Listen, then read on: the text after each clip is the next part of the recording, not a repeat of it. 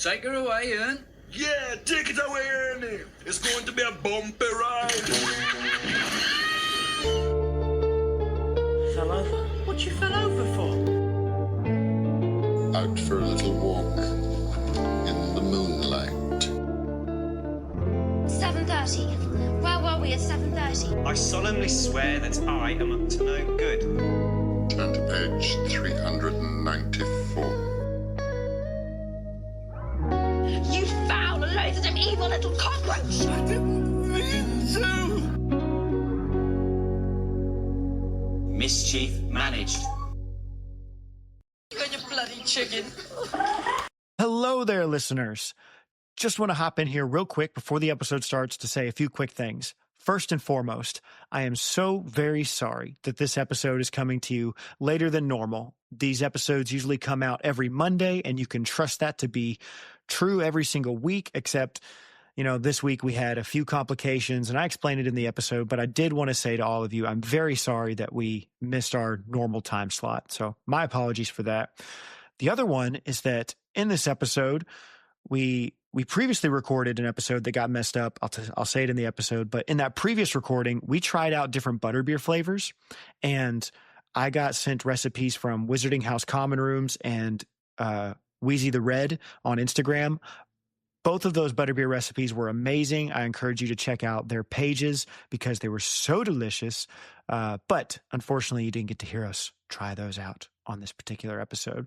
I also wanted to give a shout out to Emily, who is a normal co-host on this show. She was with us for the original recording of this episode, but she was not able to make it for this recording. But shout out to her. She was a huge help and really funny on that first episode. So thank you, Emily. And finally, just want to give you a quick rundown of what takes place in this episode because I like to give you guys a clear expectation about what's in store for you every episode. So this was a re-recording. We had to redo the previous episode. Something got messed up with the audio. I explain that in the opening of this and give you a little apology there. You'll see this in the timestamps, but around like the 5-minute mark, I take a quick break because I had to go do something and enjoy Jessie and Jonathan's banter as I left them alone for a little bit. But after that, we try out butterbeer cookies, and then we have our Quizzitch competition where we ask each other different Potter trivia questions. And then we get into our main discussion, which is us ascribing different holidays to each Harry Potter movie. And this was inspired by the idea that, somebody asked me, are the Harry Potter movies Christmas or Halloween movies? And I was like, let's go a step farther. And so we ascribed every single movie its very own U.S. holiday. And after that, as a little apology to all of you, we added an extra bonus segment where Jessie and I say our top 5 favorite gifts that have ever been given as a Christmas gift in the Harry Potter series. So yeah, that is the very quick rundown of the episode. I hope you guys enjoy it. We had a wonderful time making it. We laughed so much. It gets a bit chaotic, but it's a really good time. And enjoy the episode. Hello, everybody. And thank you for listening to Retold, the podcast where I retell you my favorite story of all time, Harry Potter. We must open up this episode today, listeners, with an apology. So normally you hear your episodes every single week, right on the dot, Monday morning. Little known fact, I actually dropped them on Sunday night, just in case something goes wrong. I knew that. You knew that. I knew that too, but only because you told me. Some people... I observed it and said, score. A lot of people actually download it right away, so I do see some of it happening on Sunday nights. But listeners, don't hold me to that. Monday morning, that is the time I always promise to have it ready by, except not today. Except not today. Today, we're a little bit later. And that is because we recorded a wonderful holiday episode for you. I have with me, by the way, my lovely co-host, Jessie. Hello. Jonathan. Hello. And with us in spirit is Emily, because she was here in the original recording for our holiday episode. And we had a wonderful time discussing all the Harry Potter movies, trying out different butterbeers flavors. It was great. We had a butterbeer from Wizarding House Common Rooms, and that was amazing. Mm-hmm. We had a butterbeer from Wheezy the Red, and that was also amazing. I made a butterbeer from online, and that was not amazing. Well, And I think they would have been more amazing too if Barry didn't get brown sugar happy. We had one had like 3 too many cups of brown sugars. Yeah. Recipes were followed loosely, Yeah. you may say. So it was Wheezy the Reds, and it was really good. But like I was in kind of a rush, and so I didn't see measurements on the reel, and I just was like, that seems like enough. Throwing stuff in there. But all that to say, Tragedy struck. yes, tragedy struck after we recorded our wonderful episode that would have won us so many awards, Yeah. The audio was just terrible. Absolutely terrible. It's my fault, listeners. I did not make sure everything was plugged in properly and set to the right settings. So that is my fault, my apology. But we're here now, and we're here to give you the best Potter content that we possibly can here at Retold. So what you can expect to listen to today, my lovely listeners, first, I'm going to try out some of these butterbeer cookies. All right, that's what I'm going to do first. But then after that, I'm going to quiz Jessie and Jonathan from one of the Christmas quizzes on HarryPotter.com. And then after that, we will have our discussion about all of the Harry Potter movies. We'll try to recreate some of what we talked about and give you some of the arguments and finer points. But our ultimate list of what holiday does each Potter movie belong to? You know, it's kind of ascribing, like which one's the official Christmas, which one's the official Kwanzaa, which one's the official St. Patrick's Day, all that kind of stuff. Still can't tell you what Kwanzaa is. And you'll never need to. But anyway, after that, we will have just a short discussion to round it off to give you something live, something fresh. Will be mine and Jessie. We made a list of our top 5 Christmas gifts given in the Harry Potter series. And I will critique them. And he will critique live. us. He'll Your tell us enjoyment. if we are wrong. But with all that out of the way, let's you guys already had these butterbeer I'll cookies. have another. Oh, I'll have another. Okay. That was your bitten This one. was my bitten one. Okay. Jesse and Jonathan have already tried one. I have Thank not. you. So you're going to get my live reaction, listeners. I thought I overcooked them. And Jonathan came in the room and told me, no, Barry, they're not overcooked. You're just not good at cooking. He didn't use those words, but I could tell that's what his spirit meant. Hey. I was very gracious He was. in spirit and in word. Amen. So I'm also impressed that Barry offered to bake us something, having never baked anything before in his life. Yeah. So. The way these came about was that I texted them and I said, y'all, my wife's calling. I'm pretty sure she wants me to back the car in. Hello? Yep, I'll be right there. I'll be right there. We'll be You're like, right back, "Say no listeners. Dear listeners, stand by. Say less. Jesse, Jonathan, entertain. So, This is the part where we talk about Barry and critique Barry, right? yeah. Welcome to Retold, a Harry Potter podcast. This is the podcast where typically Barry tells you about his favorite story of all time, Harry Potter. But not today. Today, Barry's helping his wife back his car. This is still good. Now we're going to lose the section where you and I eat the cookies because this is going to be cut out. It's going to be a weird editing process. Yeah, just for good cookies, though. Listeners, it's always fun to see what of my words for you actually come through. Yeah, we're heavily censored. Yeah. Just know, listeners, at least half of my excellent hot takes are edited out of each episode. I'm much more witty than I appear. Rip. On my way. Welcome back, Barry. Come We've get out been of here. just talking to the listeners. Yeah? Yes. On my way up here, I grabbed one of the cookies, extra cookies from the pan, and I ran upstairs because I said, I can't keep it waiting. It dropped in dog fur. Not appetizing. Put that over there. That's disgusting. All right. Is it still recording? We're live. Huh? We've been live. Anyway, I gotta take a breath. I was running. I had to back my wife's car or my car in, so I didn't hit either of your cars. Anyway, where were we? We were talking about.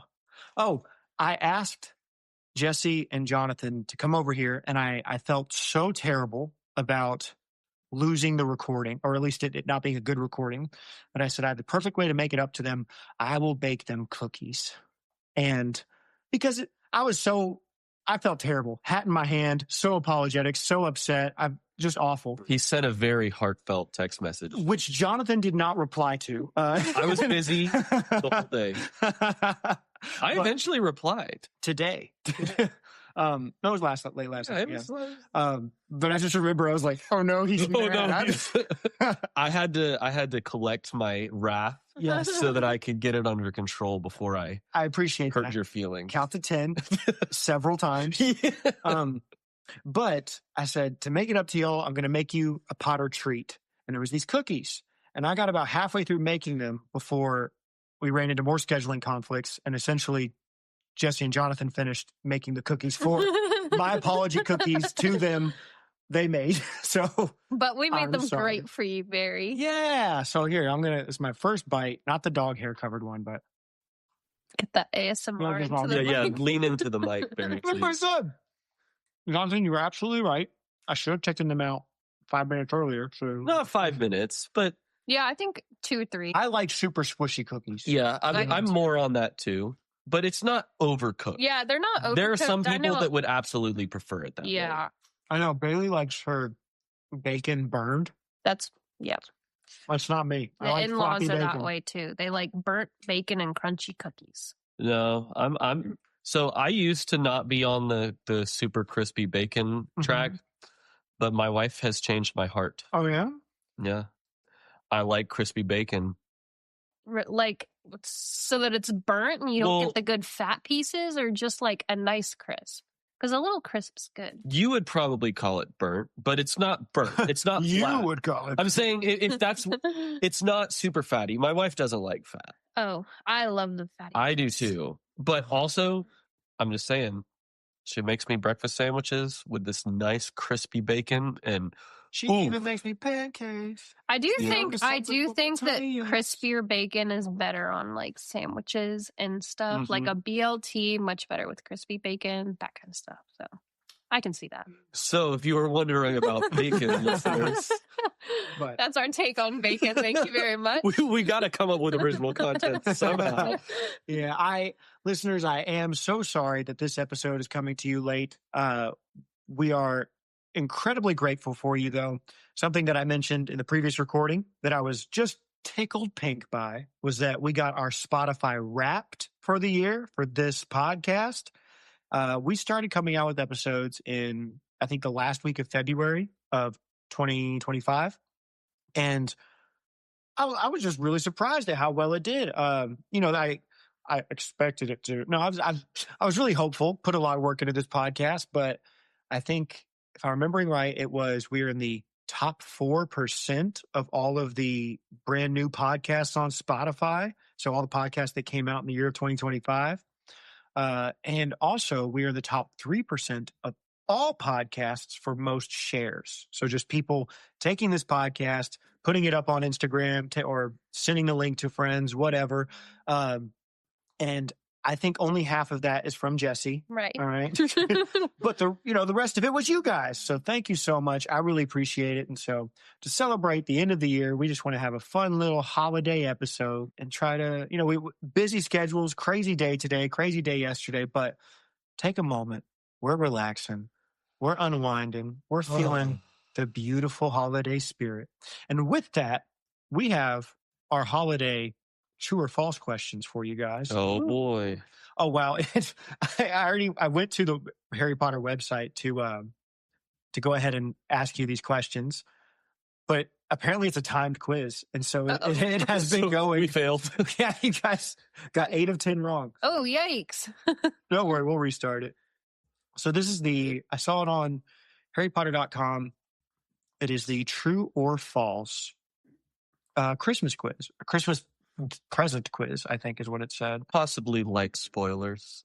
Oh yeah, you can expect spoilers this whole episode, listeners. Yeah. And then We're basically camped out in the prison of Azkaban. yeah, so because this is a redo episode, I actually already recorded the first episode of book 4.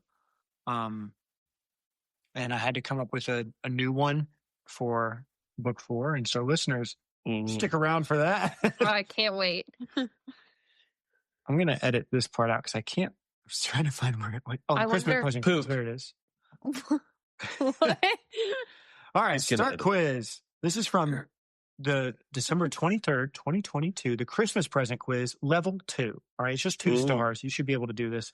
See how much you remember about the Christmas presents given and received during Harry's time at Hogwarts with this festive little quiz. So we might already I know. be well versed in this one too. But number 1. I probably am not. Oh, this isn't true or Okay, false. Though. I'll help you. Okay. What color was the first Weasley jumper Harry ever opened? Scarlet, dark blue, black, or emerald green? I was told this was a true or false. Yeah, I thought it was quiz. too. But it's I not. have. I think I. You're running out of What do you- time. think I know. I think I think it's it's Scarlet. I think it's Scarlet. Scarlet's final answer? Yeah. That is incorrect. It's Oh, it's emerald emerald green. No Okay. way. I think it's Scarlet Filthy in the movie. Slytherins. I know. I think it's Scarlet in the movie and then Emerald Green in the book. All right, your next question, because Okay. time's ticking. Oh my! Which of these items did Harry not receive from the Dursleys as a Christmas present? A toothpick, a shoelace, a 50 pence piece, or a single tissue? I think it's the 50 pence piece because I think you got a different coin, didn't he? Or was it a shoelace? It could have been a shoelace. Was it 10 pence? I answered for you because time was running out. It was a shoelace. So good job. Oh. I hate that these are time. boy. I don't number like 3. that this is timed. What- I don't like I time need to read things. this. What did I'm the gonna- note Harry received alongside his father's old invisibility cloak say? Take good care of this cloak, wear with caution, keep it close, or use it well. use it well. Use it well. That is correct. Good, good. We needed to catch up on it. Okay. Number 4. What did Harry once receive from Creature as a Christmas present? Maggots. Oh, wow. You didn't even need the other options. The other options were a lump of moldy cheese, flubberworms, or cockroach clusters, but it was maggot. Maggoty bread. Ding, ding, ding. All right. What did the necklace Ron received from Lavender as a Christmas gift say? Ooh. This was on the list I sent you. I know. What's Is it it? my- say? So Choice? yeah, my one and only, my love, my one, or my sweetheart. My 1-1. Yeah, I'd go with 1-1. That is incorrect. Oh, It is goodness. my sweetheart. My sweetheart. This Oh. is What did the right side embarrassing. of the non-matching pair Dobby gave to Harry in the 4th year look like? The Oh, right- so your options. It was green with a pattern of snitches. It was blue with a pattern of wands. It was black with a pattern of lightning bolts. Or it was gold with a pattern of owls. Oh, then it's Snitches. the snitches. Green with a pattern of snitches. That is correct. Oh my goodness. Number 7. Who did Slughorn originally plan to give the oak matured mead to for Christmas? Dumbledore. Dumbledore. Ah, yes. Dumbly. Dumbledore. I'm Harry Potter. Number 8. What gift did Harry give Mr. Weasley when he spent a Christmas recovering Oh. at St. Mungo's? I Did know he give this him one. a collection of fused wire and screwdrivers? That one. That is correct. Yeah, that one. Number 9. What did Hermione give both Harry and Ron for Christmas in their 5th year? A box of Bertie Bott's every flavored beans, a homework planner, a two flossing string mints, or a broomstick repair kit? Homework planner. It said, "Do it now or you'll regret," or something like that. Yeah, that is correct. Last question. Number 10. Which of these gifts was not given to Harry by Sirius? His firebolt broomstick, a two-way mirror, a penknife, or a hand-whittled wooden flute? The hand-whittled little flute. The That was little flute. Hagrid. That's right, Jonathan. Ding, ding, ding. Good job. As you can tell, I was incredibly valuable to that effort. I mean, we did Barry and I have previously read a list of Christmas Yeah. gifts, so Let's do another one. That was fun. okay. Let's I don't do like it. the timing. I I- hate pressure. Everyone knows that. Okay, your next one, True or False Christmas Edition. This is also level 2. Christmas at Hogwarts is the stuff of cozy legend. But how much do you know about this festive time of Weasley jumpers? What is this word, Jesse? Cribbages? Cribbages? What is Wizarding cribbages? crackers? I've never heard of that. Cribbages? Fake British word. Cribbages, Wizarding crackers, and goodwill to all. All right, this is from December 16th, 2022. That's a year. Like, that's tomorrow. But like Oh my 3 goodness. years ago. Listeners? Yeah. They'll be hearing it at this time. Okay, number 1. Ron, Fred, George, and Percy stayed with Harry for his first Christmas at Hogwarts because their parents were visiting Bill in Egypt. True or false? True. Jonathan, do you agree? Sure. That is false. Really? It did Was give that, me- was it that did give me- I think that was second year. as the second year. I think that was Uh, Chamber of Secrets of that. Oh. I should have actually thought because I Okay. Yeah, The yeah. wrong movie. Well, time's ticking on the next one, y'all. No. Harry's first year Christmas cracker gifts included a grow your own warts kit. True or false? False. True. I'm pretty sure it's true. All right. Well, then. The answer's true. Yeah. Okay, well. The Great Hall was always decorated with 10 Christmas trees. True or false? False. Well. I know this one. Check out our Jeopardy episode, listeners, for the inside joke on that. In the books, Harry's firebolt was given to him as a present on his third Christmas at Hogwarts. True or false? True. Yeah. That is correct. The Yule Ball took place at 8 p.m. on Christmas Day. True or false? 8 p.m. I have no idea. Sure. Yeah, we'll go true. That's true. Yeah. Wow, we are so I don't like that it won't tell you like intellectually. correct answer though. Cite your sources. When suits Pottermore. of armor were bewitched to sing Christmas songs ahead of the Yule Ball, the carol mentioned was "God Rest Ye Merry Gentlemen." True or false? I do think it is a Christian song. I'm pretty sure it was like a Christian. I'm going to hymn. go with false, but I don't have any basis other than I'm going to go with false, too. I think it was a different one. That is correct. It doesn't tell me what. it doesn't tell us what it was. I know. We got to look it up. In Order of the Phoenix, Hermione knitted Creature a woolen scarf for Christmas. True or false? It was false. That is correct. Yeah, it was a blanket. Number 8. Luna Lovegood believed that mistletoe was infested with nargles. True. Yeah. Oh, I clicked false on accident, but the answer is true. The answer- Oh, we got it right. You got it right. Let's be real. She didn't just think it. She knew it. They were totally. That's true. totally She put the glasses on. Yeah. She saw it. Yeah. Number 9. When Harry spent Christmas at the Burrow in Half-Blood Prince, the angel on top of the tree was actually a stupefied garden gnome. True or false? Yeah, that sounds right. Yep. So cute. Yeah. In Deathly Hallows, it was Charms Day when Harry and Hermione visited Harry's parents' graves. It was a what day? Charms. Sorry, it was Christmas Day. I don't know why my brain wrote that as Charms Day. Charms. Yeah. This is the Christmas episode, Derek. It's British stuff. I don't get it. In Deathly Hallows, it was Christmas Day when Harry and Hermione visited Harry's parents' Was it graves. Christmas Well, Eve? it was Christmas Eve. Yeah. Oh, well, Well, right? I know it was at night. Yeah. The answer was false. Yeah. Okay. Yeah, so it we was were right. Christmas It was Christmas Eve. Eve, not Christmas Day. Do we want to do one more or do we want to move on to our main discussion? Yeah. Up to you. Let's go. let's run it. Let's run it. Let's run it. Yeah, these are quick, and we gotta go Yeah. super fast. Super fast. So, okay. Let me show you the more quizzes then. I like the holiday treat one since that was very Well, we'll see if that reappears because last time. Oh yeah. True or false summer holidays edition, the night bus quiz, World Cup quiz. One of them that I really liked was how well do you know the opening and ending lines of each book? That looked. Ooh, that's fun. Do you want me to try to find that one? But If it comes up, but I also like the holiday treats ones. All right. Was it specific to holidays? or was Magical it treat just to its description. Yeah, Yeah, magical just treats. All right, we'll do that one then. magical treats? Just Barry cooked all of these Butterbeer for us. cookies. It's going to be quick. Okay. I wish there was an option. This is also level 2. So. Okay. Do you know your Wizarding World onions? Or are you more of a Honeydukes aficionado? That is the official description for this quiz. Huh. Interesting. Match the I've- magical treat to its description. Neither. Start quiz. Depending on your luck, these sweet treats might be the tastiest in the world or the most disgusting thing ever. Birdie Bots every flavor beans. We have it right here. They're in a bag inside this tin. Didn't sound good. That's right. That's right. Number 2, these smoking sweets were considered by Scorpius Malfoy. Oh, we're going to Cursed Child. Pepper, but to be the they're kings of the confectionery bag. Pepper imps, exploding bonbons, choco chalk, or ice mice. pepper imps. Have you read that book? No, I read it once. Yeah. Yeah. really. What's good? Okay. I mean, it wasn't a book, so it was a little. Yeah. Number 3, I was this disappointed. yummy drink could be consumed warm or cold. and Butterbeer. although it was more of an indulgent treat for witches and Probably wizards, it was very strong butterbeer. for house elves. That is correct. Yeah, we know that by experience.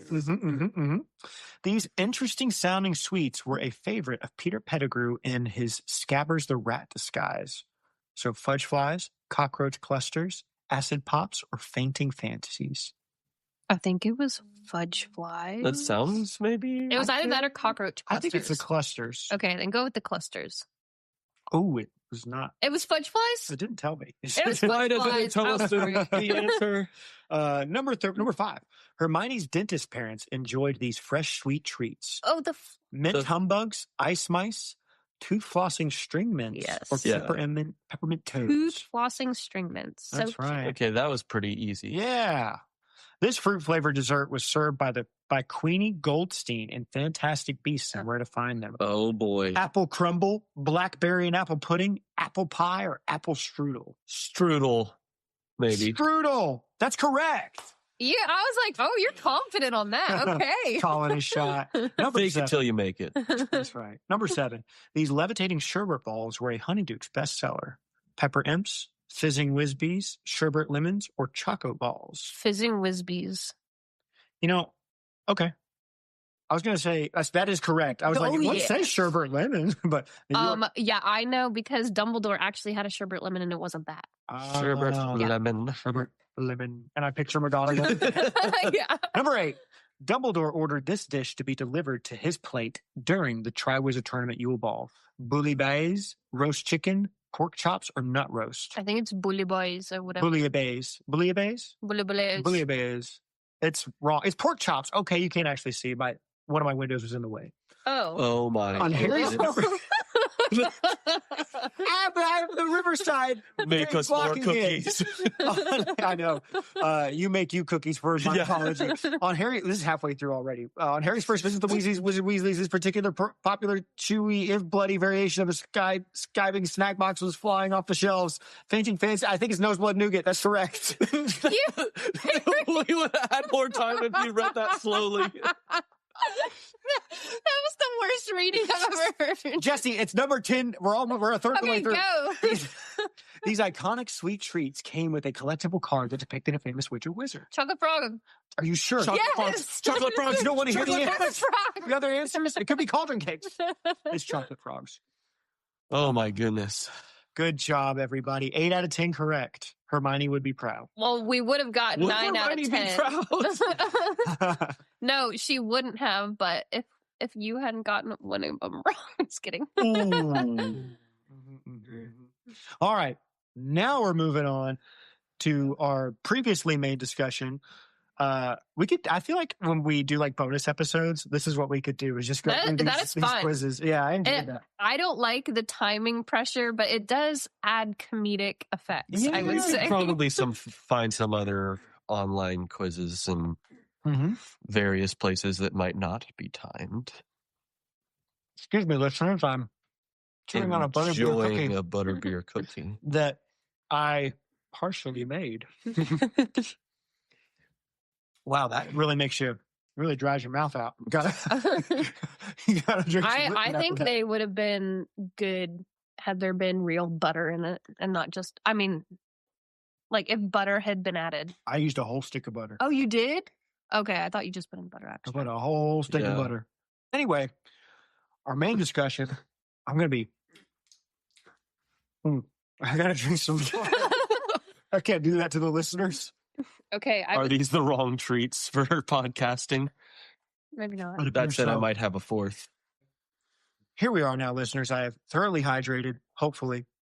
But we're going to move on to our main discussion, part 1, because then we have our little gifts afterwards. But in this part, we're going to ascribe each Harry Potter movie its own holiday. And so you're going to miss the arguments and the live version of it when we had Emily with us and we went through all of them and we debated different things. We'll give you a little recap of each one, but we'll also be able to give you our thoughts more succinctly now. All right. We'll be a little more efficient about it. You'll miss out too, though, that the girls were always on the same wavelength. It's true. That's true. Emily and I agreed on everything. Mhm. Emily and Jessie did a great. First of all, Jessie had 5 pages of notes on this topic, and Jonathan and I had some good thoughts. Yeah. But here's what we're going to do. We are going to, rather than before we started with movie 1 and we went all the way up to movie 8, we're going to go in reverse order for this podcast. Why, because- Barry? Good question, Jonathan. We're doing that because when we went through it the first time, it was movies like 1 through 3 and kind of 4 that had most of the discussion and most of the debate as far as disagreements go. But movies 5, 6, 7, and 8, we're pretty much in complete agreement on each one. There was no, At least after Jessie's eloquent case. That was 4, but everyone came with the same holidays. No, yeah, I'm excited. my for you to Deathly say Hallows it. Part 1 was different than yours, but I saw the truth in your argument. Thank you. I concede. We can see reason, Jesse. So let's do it. We're going to start with movie number 8, Harry Potter and the Deathly Hallows Part 2. Which holiday do we think this movie belongs to? Jonathan? How about Easter? Easter is what we said. Sorry, I took you off guard with that. No, I was just waiting for the dramatic pause. Oh, I'll put in a little build-up effect, like Easter. No, this was this felt like a no-brainer to a lot of us, because if you haven't seen, if you were unaware of like the Bible, Christian lore, it is the most commonly used archetype. It's the Christ figure in the story. Harry is a Christ figure, and in movie 8, he dies and resurrects again. You don't get much more Christ figure than that. In fact, the only way you do get more Christ figure than that is in the book, when Harry explicitly says to Voldemort, "Hey, Tom, do you know why none of your spells are hurting anybody? It's because I died to save them." Like verbatim, it's about what he says. Then Harry put the protection of love on all of his friends. Oh my goodness. That scene and that conversation in the book is 3 billion times better than standing in a courtyard and with your wands connected. Head diving off of the tower. Yeah. Oh. Yeah, I think missed opportunity. It's not all about spectacle. It's about content and substance. Most of the people that I've listened to discuss that, they say it was in large part because 3D was a big thing at the time. And so they were wanting the spectacle and the flying around and all that. I don't have as big of an issue with him like disappearing into smoke. I know a lot of people do, because in the book, he just falls over and it's his body, and they say like that really humanizes him. And I agree. Great point. But that also doesn't bother me too much that it doesn't happen. I'm not bothered about that. Yeah. I'm bothered that they didn't have that excellent conversation. That's true. In front of everyone. Try for a little remorse, Tom. Good stuff. So that was movie 8. We said it was a Easter movie. Oh, and I need to pull up my list because I had listeners. I had fun little side holidays that each movie could have been. Oh yeah, because Barry goes above and beyond. And beyond. I'm scrolling back, guys. I can't wait for you. Oh, you. I know what you said. It was VJ Day. Oh, yeah. Listeners, VJ Day, Victory in Japan, because that's when World War II ended. Yay. That kind of gives the away Great my... War. Yeah. I know. Part 1. Guess you may what? wonder. The little holiday part 1 is after. Yeah, so Holiday 2 was... There's not Holiday 2. My brain is just all kerfuffled. Too many butterbeer cookies here. Mm-hmm. I know, I'm too butterbeer cookies. Moving on now to Deathly Hallows Part 1. What movie, Jesse, did we say this one was? We said it was Memorial Day. And by what movie, I meant what holiday. Yes. So yes. I interpreted. We said it was Memorial Day. Jesse, why did we say it was Memorial Day? Because Part 1 is all about honoring the death of their fallen comrades. And so you start off with memorializing Dumbledore and the great things he did, and then also some of his lesser known like earlier, I wouldn't say they were failures, but they were, just not great things. But then also we have, and after I wrote this, I was like, enough said, but we have Moody dies in this one, right? Yeah, Moody dies. Yeah, Moody dies. And then one of my favorite characters, we have Dubby, gives his life at the end. And I wrote, Dubby the free elf dies for Harry's freedom. Aww. And Hedwig dies. Yes, and Hedwig. Honestly, and then, that is one of my favorite movie changes. Not that Hedwig dies, but that the way Hedwig dies.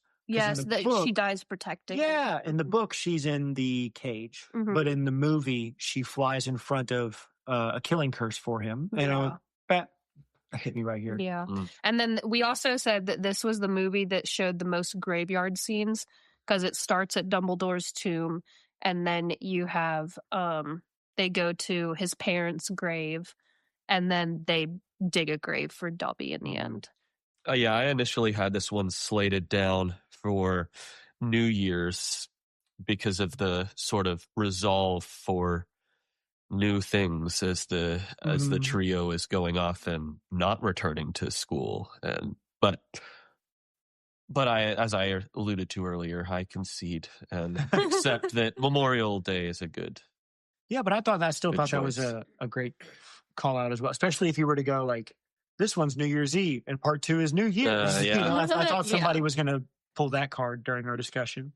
And then the for fun holiday was the E-Day, victory in Europe. Europe. Is that right? Well, it's fine. That's what, did I say it? What? Europe. Usually, It's Europe, victory in Europe. Okay. That's what VE today yeah, I is. know No. you enunciated it. You said Europe.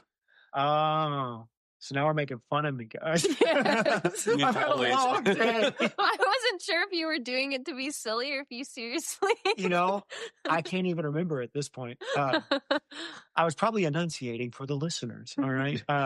Europe. It's a continent.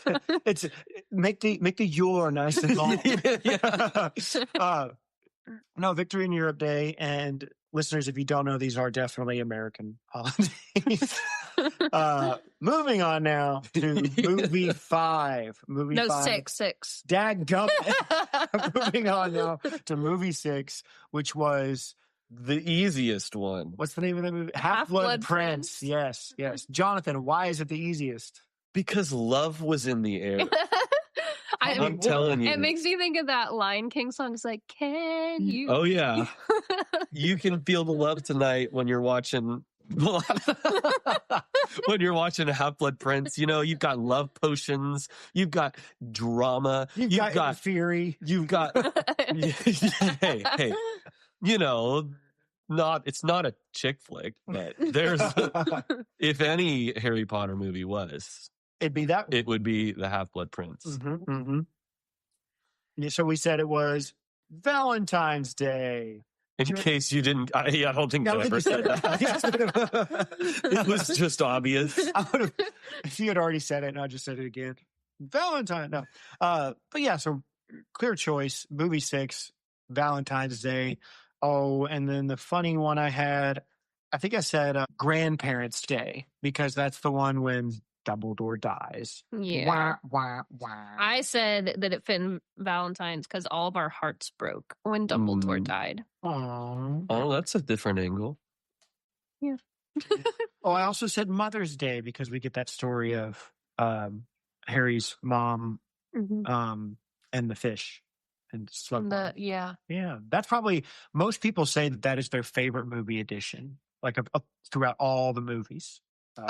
Just him mentioning that story, Lily yeah. gave him that. Yeah. The fish bowl. You know, one of the things I often forget when podcasting is to let people finish their thoughts. So like right then you were just about to tell a story. And so the listeners would be able to hear the story. But in my head, I'm like, oh, I know what you're talking about. Yes. But Jessie, can you tell the listeners what the story is? Okay. The story is that Lily gave Professor Slughorn a bowl, and it was a goldfish, right? Mhm. Yeah, it was like a The flower snack that smiles back. Yeah. It was like a lily that turned into a goldfish, and he said it was this really clever bit of magic. And then when they died, the fish died too, right? Did it die or turn back into a lily?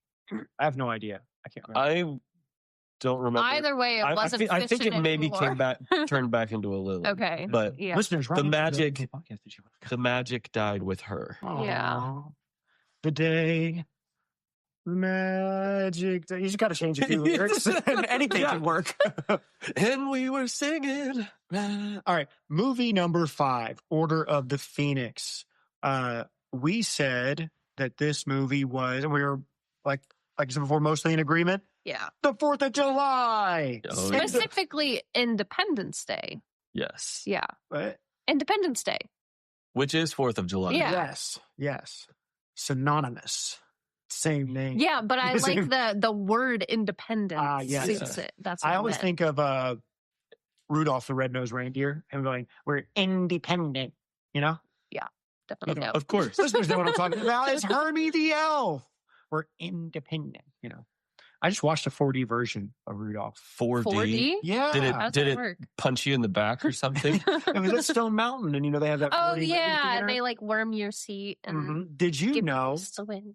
Did you know that they remade Rudolph the Red-Nosed Reindeer? Like Huh. not just like a whole new different version, but they like tried to redo the claymation. At least that's what we watched, because it went for the claymation vibe, but it had bonus scenes and new voice actors. Interesting. Anyway, Order of the Independence Phoenix, Day. Independence Day. Yes, Jesse, can you please get us back on track and tell us why it's Independence Day?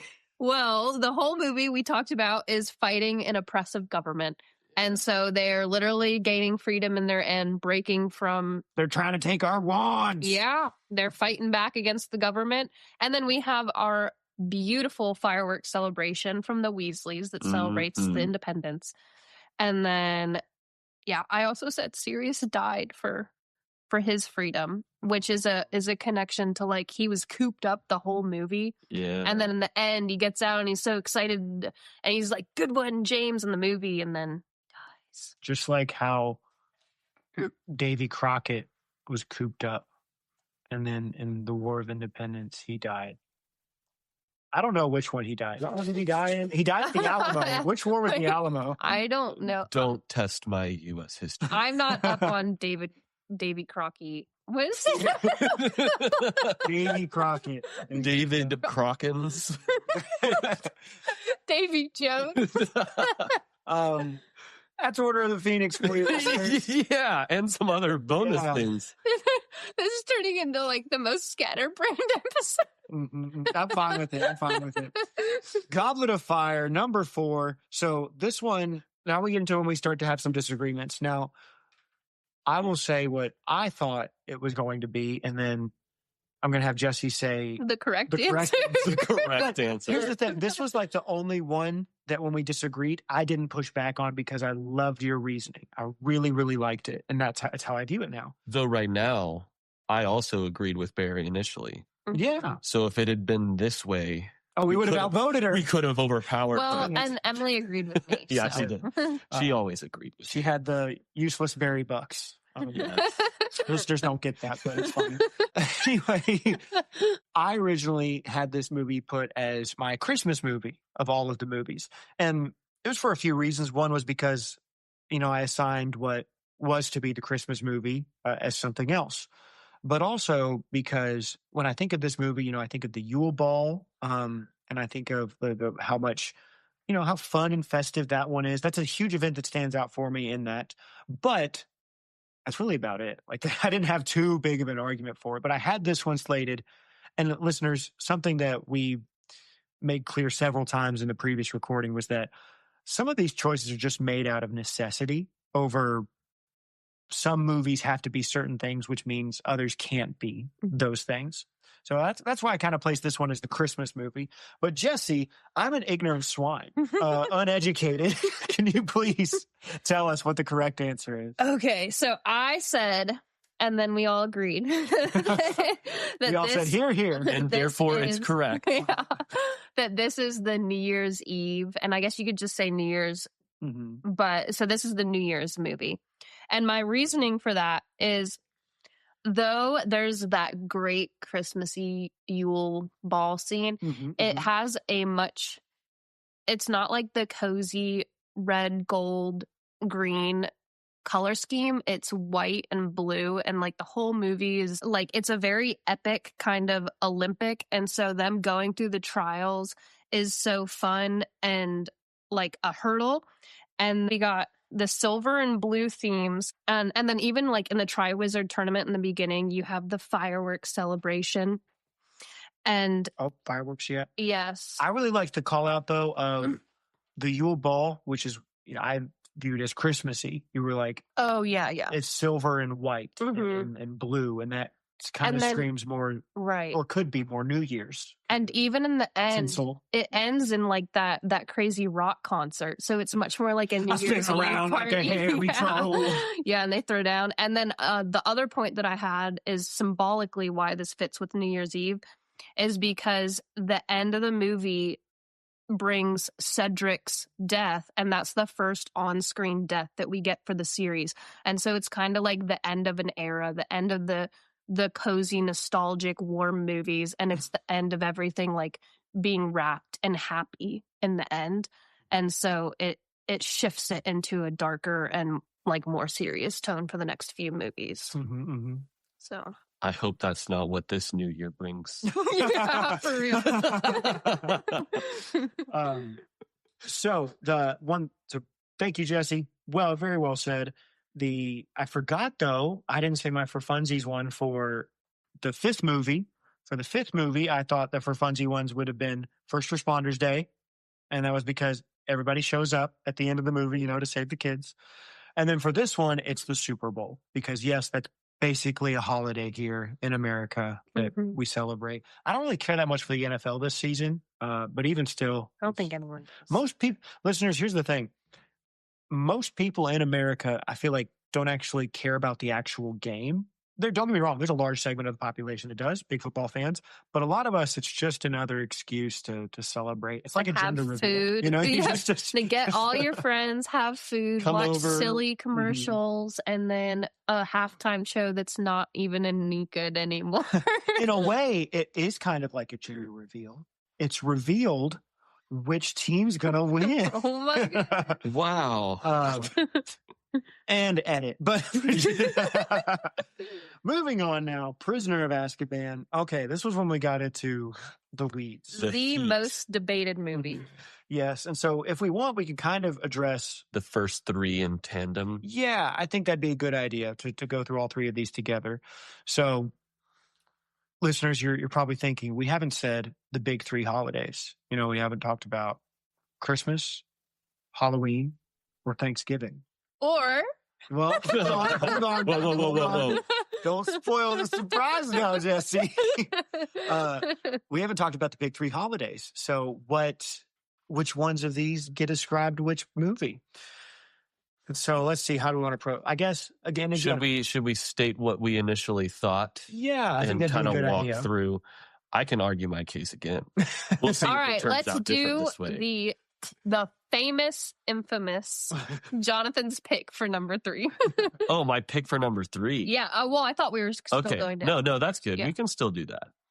So, as I said, well, actually, I didn't say. As I previously said that you were unaware about, listeners, and Barry alluded to, some of the difficulty in this is the constraint of you've got to pick one and it can't be used multiple times. So you've got the situation where perhaps the proper movie to choose is not the movie that most fits that holiday. But if there's another movie that also fits that holiday, that you have a better alternative for. And that was probably not very well explained. I was So- struggling on that. Yeah. Sorry, listeners. I did the best. I probably did better last time. But I will say, while Prisoner of Azkaban may seem like a shoo-in for Halloween, I did not, in fact, place it as Halloween. Gasp. I know. Because I felt that was also true of Chamber of Secrets, which is what I assigned as Halloween. And I felt like I had a better, a wittier, a funnier, I don't know, Certainly Whittier. a more apt alternative to Halloween for Prisoner of Azkaban than I found as an alternative for Chamber of Secrets. All that said, I think that Prisoner of Azkaban is April Fool's Day. Yes, I even forgot. I was like, "Where's he going?" Where's he going with this? I did. Like, I the was, suspense I is know, killing me. I had forgot. I was like, "Which April one?" Fool's Day. You've got the introduction of the Marauders. Mhm, Okay. mhm. The biggest pranksters that have gone down in the history of Hogwarts. You've got, Fred and George. They're always a fun time. I don't Mhm. really know if they do any significant pranks in the movie. I'm more knowledgeable about the books, to be honest. But on top of that, on top of the direct pranking and the silliness that you get in the movie, you also get a number of different sort of psych moments where something is different than it seems as first, as it previously seemed. Where you've got Sirius Black. He's this evil murderer. Psych. He's not. Rom's rat is a rat. Psych. It's a grown man. I just love how excited you're getting to explain all this. There's all sorts of Fool. April Fools. You've been sleeping with a Stop right Isn't there. it perfect? So, yeah, you've even got them going back in time, which is sort of a little bit the biggest April Fools of all. The biggest April Fool. Oh, you thought Buckbeak died? No. You thought the consequences of your actions mattered at all? Haha, April Fools. You can undo that. So I think that was pretty good. It was, and Way to land the plane. as Way we to land the said, plane. it was excellent. However, the girls overruled because we felt that April Fool's was, although it is on your U.S. calendar holidays, It is. we didn't feel like that's a holiday because to us, It's a holiday. it's a holiday. We felt like a holiday is inclusive of, a gathering, time off, a break, or decorations, like just a festiveness about it. And so I'm like, April Fool's is just kind of the day where you're like, I'm pregnant. No, I'm not. So for most Have you of made that us- joke before on April Fool's Day? Maybe. My parents did that to us one time. I was the only one of my 4 siblings who didn't fall. Okay, there was one time on April Fool's Eve. Okay, so this is when March 31st. I was living in my parents' house still, and my brother had gone off to college, so he was at college. He came over. What? Okay, That just sounded fun. so he was at college. I'm thinking he was not living yes, in the yes, house. I understand. Okay, in the night before April Fool's, in the middle of the night, he comes over and totally flips all of the furniture in the house all around, leaves, and goes back home to college. That's a good one. So in the morning, we were having this finger pointing match of everyone The thinking that spider. it was like my dad thought I did it. I thought he did it. No one knew what was going on. No one expected your mom. That's No one expected my mom. yeah, no. Because That's pretty April epic. Fool's is a man's holiday. I get that. I Gender think this holiday. Well, I'm saying Jessie didn't feel like it's this festive. My mom rocked it though when So- she did that. I mean, and you just brought up that prank though too of like, Women can prank too. Well, no. I will say women pranking is more emotionally traumatic than I think that funny man prank is. That- 'Cause I'm sorry to interrupt you, but that makes me think of there's a Chris Rock joke where he says something similar, where he's like, he's talking about the difference between how men and women lie. And he says, men lie like, I didn't cheat on you, but women lie like, that's your baby. Like, wow, that's crazy. No, but so the worst April Fool's prank I ever Eh. did was in school, and I convinced all of my friends that my parents were pulling me out of school, and I was moving to a private Christian school, and I wasn't going to be with them anymore. And it was my last day in school, and it took the whole day to convince everyone that I was serious, and they were all like planning a goodbye party for me and everything. And then, of course, I told them it was an April Fool's, and everyone hated me and didn't talk to me for a week. Yeah, So, that's the kind of behavior that like planning your own funeral and faking it and showing up just to see who's there. That gives me vibes. that Barry definitely wouldn't do. Oh. I saw it happen on Friends, and it is a fun little thought experiment sometimes to go through. What did he say? Anyway, all that to say that Emily, who is a big Halloween fan, she overruled, and we decided that The Prisoner of Azkaban is Halloween. For natural reasons. Yeah. You know, you've got werewolves, you've got Dementoid. creepy dementors. Yeah, the whole movie is very fear-based. And there's the suspense of Sirius out on the run, being it's hunted. The whodunit. How's he murder. getting in? Yeah. All of these things. It is very Halloween-y. And we We got to keep Halloween. and we even consented that, like, yes, it is definitely a Halloween movie. But April Fool's is really funny. It is. Yeah. And what I was saying about how can we find another alternative for Chamber of Secrets? Yes, because, and that's Oh. what it essentially bleeds into, is Yeah. that Chamber of Secrets is also technically, like, if you were going to call it anything, it's a Halloween movie more than it is anything else. But do before we your- move on, Yeah, do your silly holiday. yes, I love that one. my silly holiday for this one was Father's Day. No, it was what? Oh, that was one of them, but it was Groundhog's Day. You spoiled it, Jesse. Oh, That's I'm Chamber of sorry. Secrets. No. Oh no. What? No, Groundhog's Day is the third one because they go back in time. No, Well, that's that's what we I talked- mentioned. Yeah, that. he mentioned that, but that's not But part it of the wasn't actual- very Oh. silly holiday. It was something I thought of that was silly. Yes. Oh. Now you've ruined. Well, I liked Groundhog's Day better. Jesse, Sorry. you got your way on every other thing. Let me have my silly holidays. Okay, have your silly holiday. Excuse me. It was Father's Day. First Why year of was asking- it Father's Day, Barry? Thank you for asking, Jonathan. It's Father's Day. Let me get up on the mic as I enunciate. It was Father's Day because Harry thought he saw his dad when really he saw himself. And also, April Fools. and also he got his father figure. He Yeah. got two of them. He got a Lupin and he got a Sirius. Yay. Which Sirius is that really? This is Godfather. Well, I know. But was Sirius actually a father figure? Yeah. I mean, Maybe Harry viewed him that way. Yeah, the crappy but thing about it Sirius is- viewed him As as a a best friend. friend replacement. yeah, I don't think he did. That's a debate for Yeah. another time. That's a Okay. debate for another. We'll put a pin. We'll in put it. a pin in that. Keep Um, listening. That's right. That's called a We'll talk about that maybe next 3 years from now. I don't know. Oh, yeah, but that is something that I've often thought of.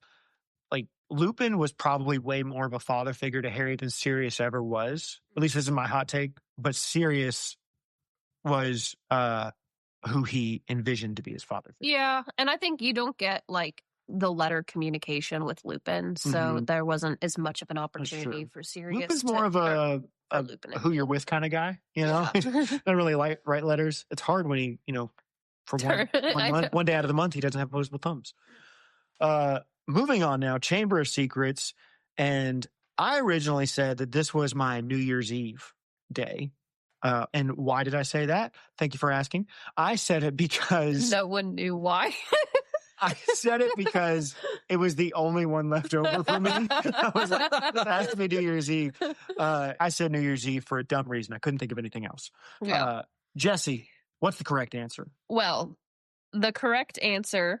Well, I'll first say this that is a I weird, started. This is a little weird. Hey, I love Early. it. I came to love the correct answer. Okay. So originally I said Thanksgiving for the reason that it was both to me a Christmas and Halloween movie.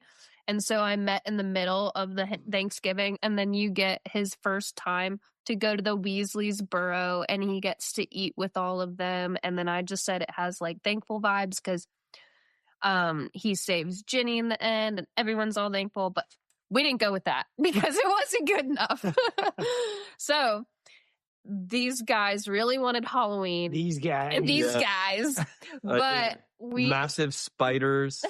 Mhm. yes, Big old and they're- snaky Big boys. old It is. snake. and Ghosts. I even conceded that were we rating the books, I would have put the book as Halloween because I feel like there are a lot of scenes with the Death's Day party and there are a lot more ghosts and other kinds of, there's a lot more that they do on Halloween in the second book than is shown in the movie. But because of Jonathan's great idea to throw in random holidays like April Okay. Fools, I came up with, we attributed it to Day of the Dead because I that did not believe was a is US not, holiday. it is a U.S. calendar holiday, just like April Fool's Day. It is on November 1st after Halloween, and it focuses more on honoring ghosts. And there are tons of ghosts in the Chamber of Secrets. You have Moaning Myrtle, and then you have everything with Sir Nicholas. So I was like, that fits really well. Day of the Dead is Chamber of Tons Secrets. of ghosts. Here's two of them. Well, I mean, do you want me to Chock-full. list all the I ghosts think at the that's the only Death's two. Gate party? Well, I think that Well, like in the movie, yeah, it's only those two. But there's like a huge focus on Moaning Myrtle and how did she die, and that's like the big mystery of the movie. So Day of the Dead actually suits it really well. Yeah. So, and we kind of all, this was a not a wet fart of a decision, but it was an odd decision because it was like, there's no way. And Jonathan and I were adamant that this is a Thanksgiving movie. It just doesn't fit. But also, it's a Halloween movie. It's definitely Halloween, but we argued more that Prisoner of Azkaban deserved Halloween title. And so ultimately we decided Day of the Dead. And listeners, I can tell you, as we sit right now, You're still not happy about it. I sort of remain fond of my choices on the first three movies. Yeah, I'll put it up We on have the... not discovered the first movie yet. Take a wild guess. I'll put it up on the Instagram and we'll have the votes. It'll be funny when listeners see, because I have all of your lists, and I'm essentially like it's yours for each one, and then with Emily's list it was the first three movies, and then all of them were blank after that. She goes, I was just here for the ride. The other reason why Prisoner of Azkaban got Halloween instead was for the berry bucks. Oh, the berry bucks. I had we originally did butterbeer trivia because we had tons of different butterbeer. We had three. Tons of them. Billions of butterbeers. And we had three of them. Taste tested them, and then we had butterbeer trivia. Emily won the butterbeer trivia, and she was awarded the berry bucks, which gave her the power to veto. I tried to rescind the berry bucks. Yeah, Barry was like, heck with this. But to be fair, listeners have no idea what we're talking about. But to be fair, she did kind of use. She didn't know she was using it, but it was used. But then you gave her the option to which movie she wanted to use it on, and she was leaning towards Prisoner of Azkaban. Mm-hmm. And then so that leads us. Oh, and my silly holiday for this one, as already said, Groundhog's Day, because it's the groundhog comes up out of his tunnel, his chamber of secrets, and he sees his shadow and comes back in, just like how the snake comes out of his chamber. Sees a mudblood and goes back into it. Back in. I'm pretty sure there's something about a shadow. Well, you see the shadow of Fox on the wall when she picks out his eyes. Yeah. Or he is Fox. In the Fox movie. is guy. Mm-hmm. Sure. Right? I don't know if Fox has a gym. I don't know either. Anyway, moving on now to our final one. And so I'm going to say my silly one for this one. I didn't have a silly one for Sorcerer's Stone. Yeah. And so Sorcerer's Stone is not silly. It's not silly. Maybe it can be. Might be the most whimsical. Wasn't there one silly. you had Arbor Day for? Yeah, that was a 7-part one. No, I feel like Arbor Day is Prisoner of Azkaban. The Whomping Willow. Oh, yeah. Are you kidding me? Could it? No, I'm not going to say that. It actually was my wife's suggestion, and she was disappointed that I didn't push for it. Oh, maybe it can Arbor Day? be. Yeah, for Prisoner of Azkaban. I said. Anyway, Jessie, what was this movie? What was Sorcerer's Stone? So the Sorcerer's Stone is the Christmas movie. Happy Christmas, Harry. Yes, and so both Emily and I felt very strongly on this. Very, yes. Because Sorcerer's Stone is the most magical, the most nostalgic, and the most cozy. And so where you can argue like, oh, other movies have more of a Christmas scene, but you still get the Great Hall all decorated for Christmas.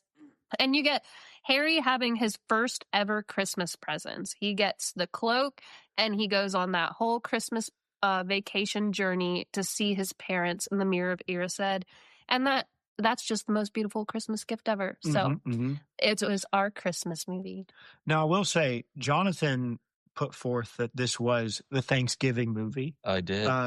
And while I agree, based on our final numberings and ascribings, that this is the Christmas movie, I do like the argument for Thanksgiving. Jonathan, could you state what the argument was?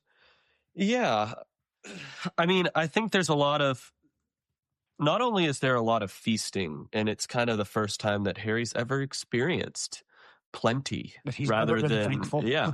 He's not starved. Yeah. And he, you know, he has this whole new world that he can go to, that people like him, and he has a future that doesn't involve the Dursleys. And that's something that he's very thankful for. There's also the Mirror of Erised, which has got the themes of, you know, it doesn't do to, what's the It's To dwell on dreams and forget to live. Like, you have to be thankful for what you have. You can't only be desiring these things that you don't have, or you're not going to ever be satisfied. And so, I don't know, that there's feasting, it's warm, and you've got the general themes. I don't know if you really call them themes, but you've got a lot for Harry to be thankful for, and you get him to see his parents, and he's just learning about this whole new world. I just got lost listening to your beautiful deep voice as you were saying all that. I was like, wow, that is a good voice. But yes, I agree. Thank you for all of that. I think that is a great argument for it to be a Thanksgiving movie. But as we said, listeners, we ultimately landed on it's a Christmas movie for all the reasons Jessie said. Harry gets his first presents, Mirror of Erised trip, through the Christmas lens, not the Thanksgiving lens. We have our Nicolas Cage decoder glasses on, and we click the Christmas version. I know. Jonathan's arguments are very good. I just feel like all of that fits just as well in Christmas. And there's actually a Christmas scene, and I always watch this movie for Christmas. Jonathan's arguments are really good. I just went on it. I We're just better. made them better for a different holiday. But So, listeners, if you were hoping to, you know, cuddle up with your family on Thanksgiving and watch your retold, sanctioned Harry Potter Thanksgiving movie, you're going to have to be disappointed, because there is no official Thanksgiving movie. I was about to move on, but yeah, you're absolutely right. That was the big twist of it all. We didn't pick a single one. So gather around for the Day of the Dead and watch Chamber of Secrets. Put up your Day of the Dead memorial, some Sir Nicholas and Moaning Myrtle. All right. We actually it's been quite a while talking about all that. So, but we did promise the listeners our top 5 gifts. So we're going to go through these. Quick. Yeah, we're going to go through these quickly. Yeah, I'll Don't keep say my too much. scoffing concise. So, listeners, for this next segment, just to end it off as an apology to you for making you wait for this episode, we're going to add this extra bonus segment here of mine and Jessie's top 5 Christmas gifts that have been given throughout the series. And it's not just gifts given to Harry, but it's Christmas gifts given in general. So ladies first, Jessie, hit me with your number 5. And these are not the best gifts, but our favorite gifts. Yes, one of my favorite gifts. I was in between 2 of Dubby's gifts to Harry. But I did the socks that he gave to Harry, which was in our Christmas quiz. Mm-hmm. And he gave him 2 little handmade mismatched socks that had a golden snitch and a broomstick on them. I don't know that. And then they were, one was golden snitch, one was Broomstick. And they're different colors, right? Mm-hmm. Red and blue, maybe? No, I think it was green and don't ask me the other color. My number 5, I think, well, to add on to yours real quick, I do like that it's, Dobby doesn't often give good gifts. You know, one was this horribly drawn photo. I know, that was my other one, but I chose the socks because it has the parallel of the first thing Harry gave to Dobby was a pair of socks, and it gave him his freedom. And so then Dobby gives Harry a pair of socks, and it's just this adorable little thing. So my number 5 was a gift that Harry gave to Mr. Weasley. We already said it, the fuse wire and screwdrivers. And I liked this for 2 reasons. One, it's a gift that Harry gives to somebody, you know, and I like him actually giving to others. I mean, he gives to, you know what I'm saying, but he's often getting all the gifts in the series. Yeah. And so I like him going out of his way to give one to somebody. But also, this is a very apt gift for Mr. Weasley, something he would really love and appreciate. I'm going through, very soon I'll be recording chapters 3 and 4 of Goblet of Fire. And in chapter 4, when Mr. Weasley shows up to the burrow, he's like, I collect plugs. Hey, that was a good gift for him. And so it's very thoughtful. And to me, there is not a higher compliment than when you get a gift for somebody and they like reuse it and keep using. And it's like something that they actually And cherish. this is just like a quirky thing too, because I think it was even like Harry was like, what should I get him? And he's like, oh, I'll appreciate some random muggle thing. Yeah. And so it's like a gift that would only work for Mr. Weasley. Number 4, Jessie. So this is just a warm sweater that Mrs. Weasley made for Harry. And I specifically did the one for the first year because that was one of Harry's first Christmas gifts. And it was just so sweet that Mrs. Weasley just takes Harry into her family and treats her like one of her sons. And she's like, here's this sweater. So I love that. That's really good. I am worried. Yes. I am Thank you for your critique, Jonathan. I'm worried that we're going to like steal some of each other's. Probably. I would. Oh, I would. With my top 3, I would be shocked if you didn't have that. I've thought of a top 1. Ooh, I can't wait to hear it. Guys, mine and Jesse's top 5 and Jonathan's number 1. My number 4 was a box of Honeydew sweets from Hagrid to Harry. I liked this because Hagrid always gives him rock cakes. Like, he gives him unedible food. But this time around, except for the happy birthday cake, but this time around, it was actually something Harry could eat. And so I don't know, it made me laugh. And I thought, he learned. So that's my number 4. Not too much thought, but there you go. That's my number 4. Jessie, you're number 3. My number 3 is the Marauders map. And I just love that gift. I'm also like, there's some things in the book that I'm like, so many things would be solved if you just used this more. Like they use it so much in the 3rd book and then they never use it again. And it's just like, why didn't you use it in the 4th, for example? Like you could have seen so-and-so was not who they were supposed to be. So I love the Marauders map. I think it took a lot from Fred and George to like bequeath this omniscient artifact that they had. Nice and they word, just, by the way. thanks. Very selfless. Yeah, so that was just amazing on their part. Yeah. Honestly, it's kind of narratively inconsistent, Gred and Forge, if you ask me. Yeah, But that's I a would little bit agree. they totally wouldn't have given him that. But Harry is the main character. But he did reimburse them Yeah. next year. Okay. Yeah, I know. Harry does. He gives them a good. Yeah. Number 3, Some payback. Yeah. the Hungarian horntail handmade sweater and mince pies given from Mrs. Weasley to Harry. She makes him a sweater with the Hungarian horntail on it. And I think that's just funny. I like that a lot, especially because in book 6, when Harry and Ginny are finally dating, there's a short moment where they're hanging out together. I think they're either by the lake or in the common room, but Ginny says, I think like Romilda or somebody asked if you had any tattoos and and I said you had a Hungarian horntail one. And I said, where was it? And I was like, it's on his back. It was something like that. They talked about him having a horntail tattoo. But I like that her mom made him a Hungarian horntail sweater. He's a sweater. That's my number 3. And the mince pies. What are mince pies? They're a British thing. Okay. It's fruit. I think. Forget that. I think they're love fruit you, pies. British Yes. As I make a happy time off of all their artwork or their literature.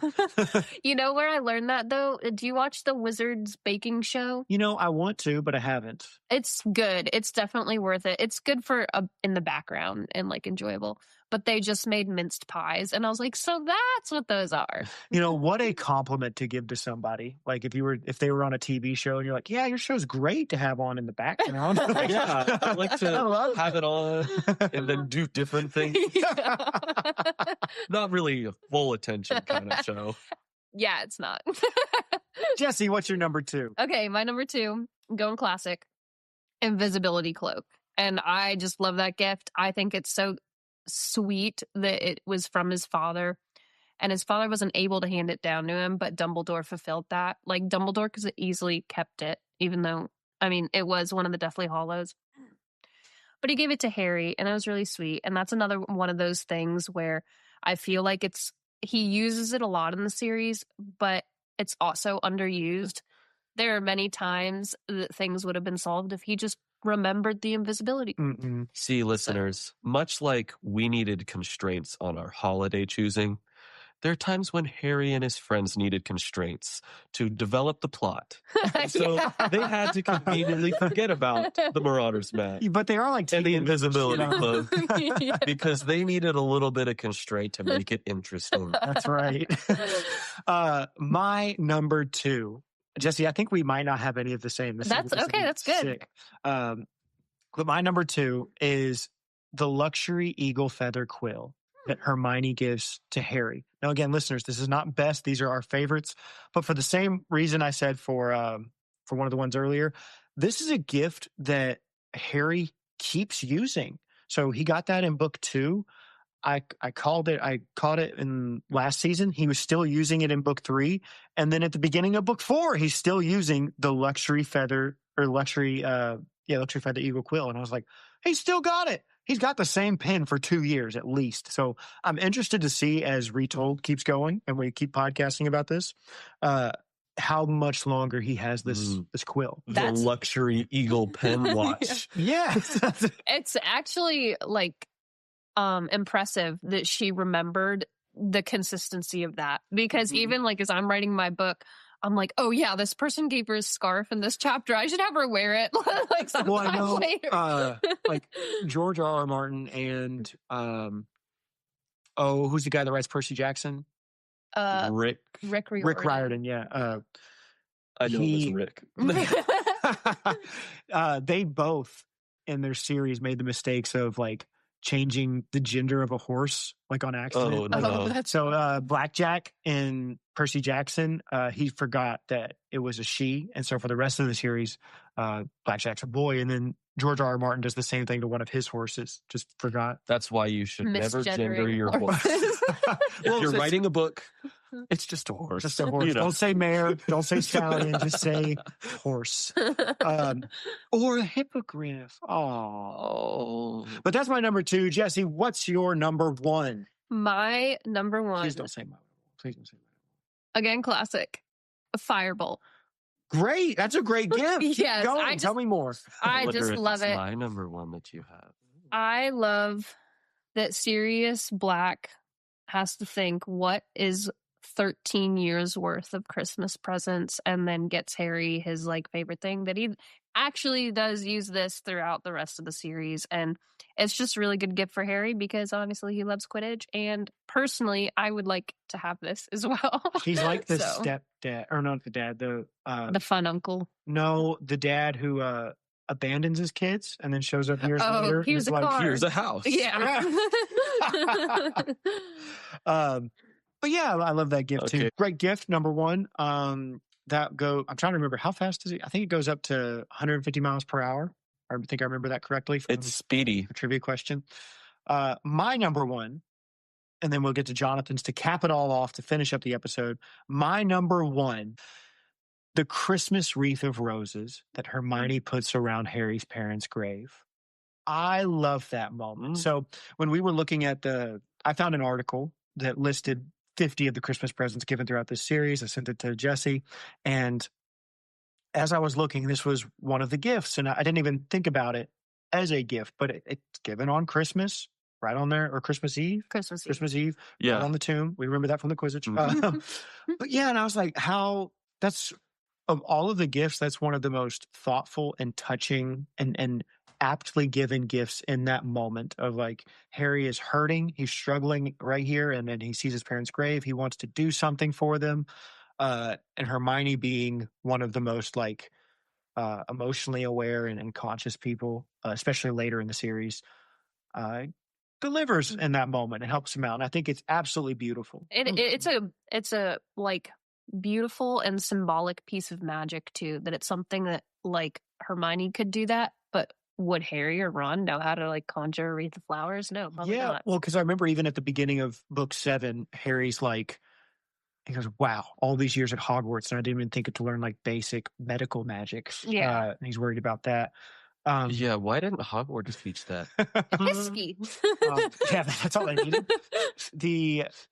And I was thinking what's written on Harry's parents' grave of death is the last enemy that shall be defeated. And that's a Bible verse, and that's really cool, if you're like us, Christians listeners. And it's just a beautiful verse. Love that. So that's my number one gift. Jonathan, what's your number one? We've all been waiting. Yeah, the anticipation of my 5 through 2 would probably... That was a bad joke. My number one is Hedwig. Oh, yeah. Hagrid. But that's a birthday That's gift. a birthday Oh, that's gift. a birthday gift? Hey. Well, I thought it was just gifts. Well, You must have been confused by the mention of the word Christmas. okay, well, let's all laugh at the really cool guy.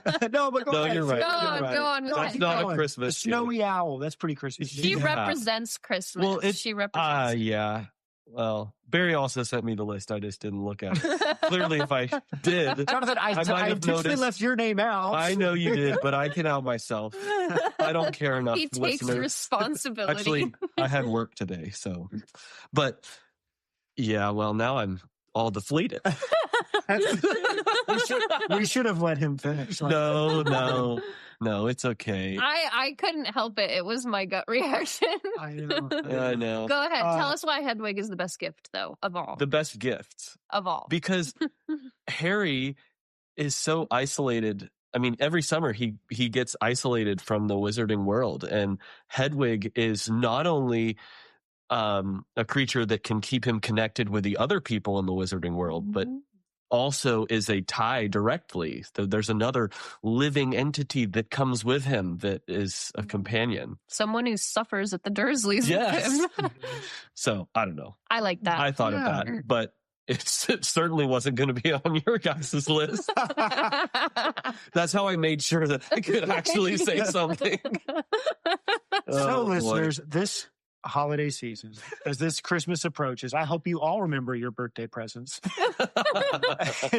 Thank you so much for an awesome year, listeners. Thank you for making us better than 96% of those losers out there. No, really, thank you for sharing the podcast. Thank you for listening.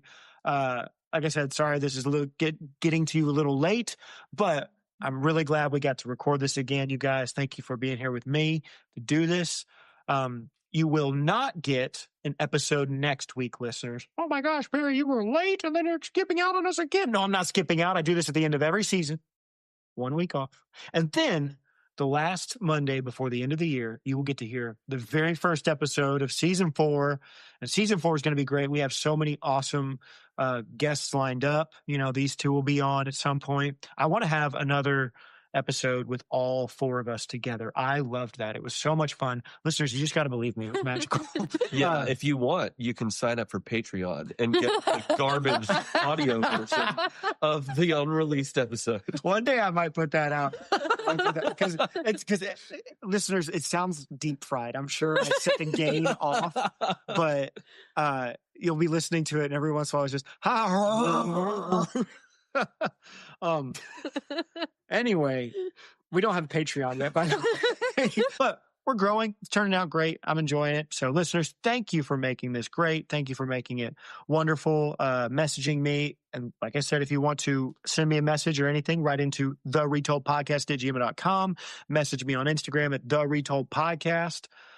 You can also, I put up shorts now on YouTube, and this will be a visual podcast for season 4. I'm going to be every episode recorded visually, so you'll get to watch that in season 4.